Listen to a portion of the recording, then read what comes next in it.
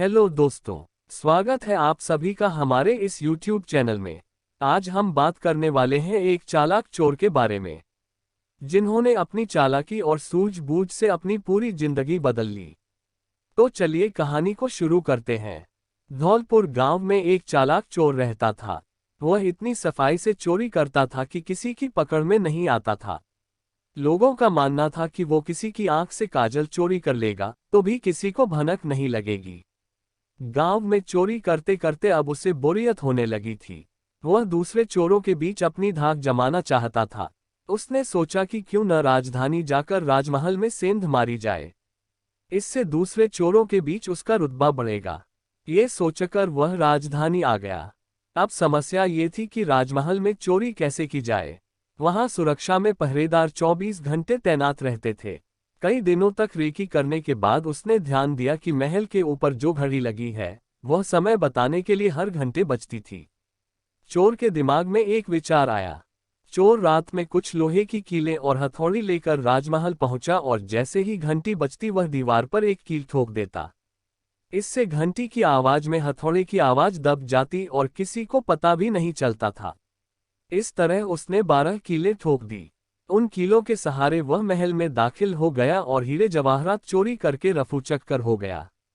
अगले दिन जब राजा को चोरी का पता चला तो उसे यह जानकर बड़ी हैरानी हुई कि इतनी सुरक्षा के बावजूद भी कैसे कोई राजमहल से चोरी करने में कामयाब हो सकता है। राजा ने नगर में सिपाहियों की संख्या बढ़ाने का आदेश दिया और कहा कि कोई भी व्यक्ति रात में घूमता नजर आए तो चोर समझकर गिरफ्तार कर लिया जाए। दरबार में ऐलान के वक्त चोर भी भेष बदलकर मौजूद था। उसने चालाकी से पता लगा लिया कि कौन कौन से सिपाही इस काम के लिए चुने गए हैं। उसने उन सिपाहियों के घर का पता लगाया और साधु का भेष धारण करके उनके घर पहुंच गया। वहां उसने पाया कि सभी सिपाहियों की पत्नियां चाहती थी कि उनका ही पति चोर को पकड़े। इस बात का फायदा उठाते हुए उसने सभी की पत्नियों को कहा कि पूरी रात तुम्हारे पति चोर की तलाश में बाहर रहेंगे। इस बीच चोर तुम्हारे पति का वेश धारण कर घर में घुसने की कोशिश करेगा। भले ही वह तुम्हारे पति की आवाज निकाले, लेकिन तुम उसे अंदर मत आने देना और गर्म कोयला फेंकना। इससे चोर घायल हो जाएगा और पकड़ा जाएगा। पत्नियों ने हामी भर दी। वहीं सिपाही पूरी रात गश्त करते रहे और चोर की तलाश करते रहे। सुबह के 4 बजे गए थे। सभी सिपाही चोर को ढूंढते ढूंढते थक गए। तभी सारे सिपाहियों ने सोचा कि अब घर चलकर थोड़ा आराम कर लेते हैं। जब वे घर पहुंचे और दरवाजा खटखटाया तो पत्नियों को शक हुआ। उन्होंने सोचा कि साधु की बात सच हो गई। जरूर ये चोर है जो भेष बदल कर आया है।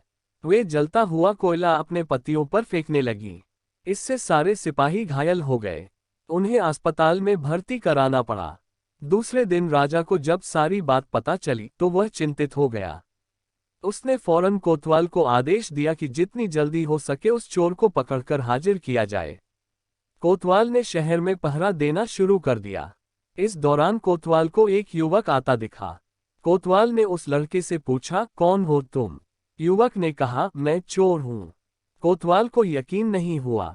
भला इस तरह कोई खुद को चोर कैसे बता सकता है? उसे लगा युवक मजाक कर रहा है। कोतवाल ने आगे कहा, अगर तुम चोर हो तो चलो, तुम्हें जेल में बंद करने का आदेश मिला है। वह युवक चोर तैयार हो गया।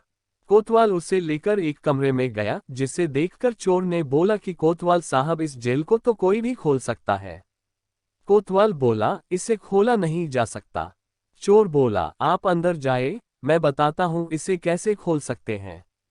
कोतवाल मान गया और जैसे ही अंदर गया, चोर ने दरवाजा बंद करके लॉक कर दिया और हंसते हुए बोला, मैंने पहले ही बोला था मैं चोर हूं, आप माने नहीं।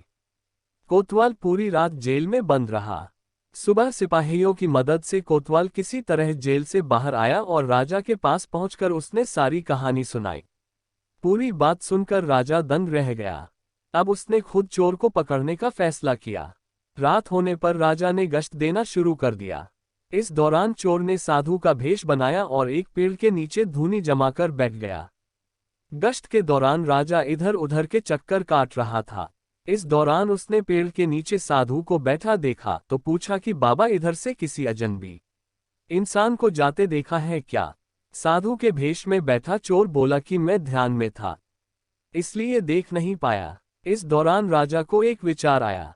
उसने तय किया कि वह साधु की पोशाक पहनकर पेड़ के नीचे बैठकर नजर रखेगा और साधु चोर को अपने कपड़े पहना देगा ताकि वह नगर के चक्कर लगा सके। पहले तो चोर इस बात पर राजी नहीं हुआ, लेकिन काफी चर्चा के बाद वह राजा के कपड़े पहनने के लिए राजी हो गया। राजा साधु के भेष में पेड़ के नीचे बैठ गया। इस दौरान चोर ने राजा के कपड़े पहने, घोड़े पर बैठा और महल जाकर आराम से सो गया। जब पूरी रात गुजर गई, सुबह के 4 बजे के करीब राजा को लगा कि साधु तो अब तक लौटा नहीं और न ही कोई अजनबी इस रास्ते से गुजरा, तो उसने महल लौट जाने का फैसला किया।